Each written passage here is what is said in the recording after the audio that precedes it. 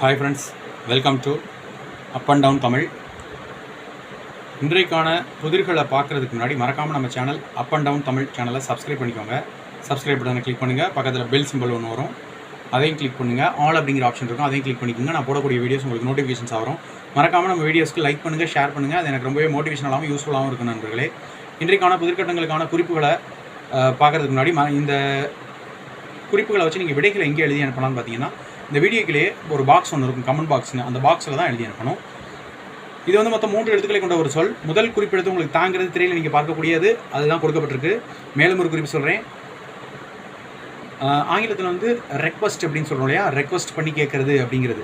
Request அப்படிங்கிறதுக்கான தமிழ் சொல் தான் இன்றைக்கு விடையாக வரக்கூடியது. அதுதான் இந்த சொல் இன்றைக்கு விடையாக வரக்கூடியது. ஒருத்தவங்கள்ட்ட கெஞ்சி கேட்குறோம், ஒருத்தவங்கள்ட்ட ரெக்வஸ்ட்டாக கேட்குறது அப்படின்னு சொல்கிறோம்ல, அந்த ஒரு சொல் தான் இன்றைக்கு விடை. 3 எழுத்து சொல். நன்றி, வணக்கம். தேங்க்ஸ் ஃபார் வாட்சிங்.